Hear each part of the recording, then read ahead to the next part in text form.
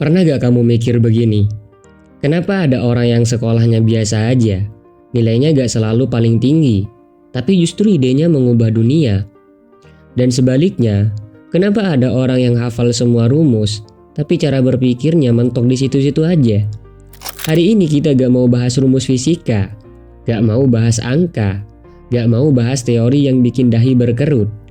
Kita mau bahas satu perubahan sunyi yang pelan-pelan mengubah cara berpikir seorang manusia biasa menjadi pemikir paling berpengaruh di abad modern. Namanya Albert Einstein. Dan yang menarik, perubahan besar itu bukan datang dari laboratorium, tapi dari sebuah buku filsafat. Buku yang berat, buku yang bikin banyak orang menyerah di halaman awal. Judulnya Critique of Pure Reason. Sekarang aku mau tanya, pernah gak satu bacaan membuat kamu mempertanyakan cara berpikirmu sendiri?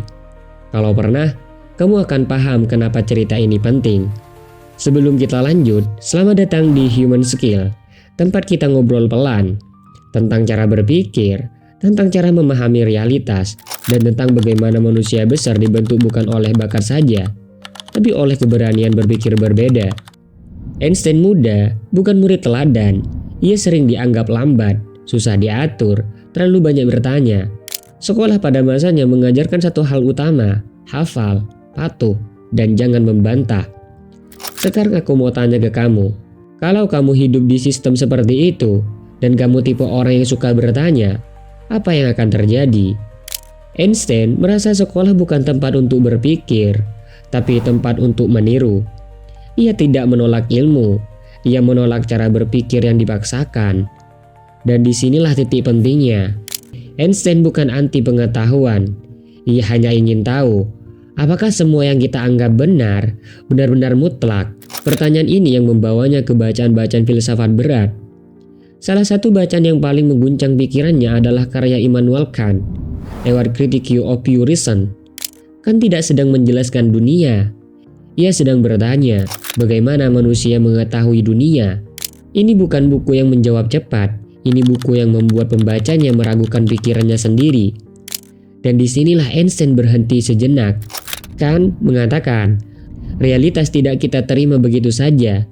Pikiran manusia ikut membentuk cara kita melihat dunia. Ruang dan waktu bukan sekedar ada, tapi cara pikiran bekerja. Sekarang aku mau tanya ke kamu, kalau selama ini kamu menganggap dunianya begini adanya, lalu tiba-tiba kamu sadar bahwa cara berpikirmu ikut membentuk dunia itu, apa yang akan berubah? Bagi Einstein, ini seperti membentuk pintu yang selama ini tertutup. Sebelum Kant, banyak ilmuwan berpikir dunia bisa dipahami sepenuhnya lewat pengamatan. Setelah Kant, Einstein menyadari sesuatu yang lebih dalam. Pengamatan tidak pernah netral, ia selalu melewati pikiran manusia. Ini membuat Einstein berani melakukan hal yang jarang, meragukan fondasi ilmu yang sudah mapan. Ia tidak lagi bertanya, apa hukum alamnya, tapi bertanya, bagaimana kita memahami hukum alam itu. Dari sinilah cara berpikir Einstein berubah. Ia mulai berani mempertanyakan ruang dan waktu, berani melawan asumsi lama, berani berpikir lewat imajinasi, bukan hanya data. Sekarang aku mau lempar pertanyaan ke kamu.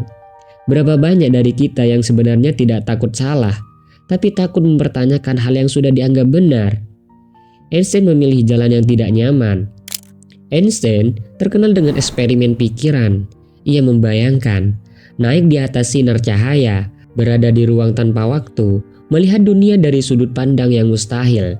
Ini bukan khayalan kosong, ini hasil keberanian berpikir yang tidak dibatasi cara lama. Dan akar keberanian itu datang dari filsafat. Kant mengajarkan, pikiran bukan cermin pasif, tapi alat aktif membentuk realitas. Einstein menerjemahkan ke sains. Ia tidak hanya menghitung, ia membayangkan. Dan dari sinilah lahir cara berpikir ilmiah yang benar-benar baru.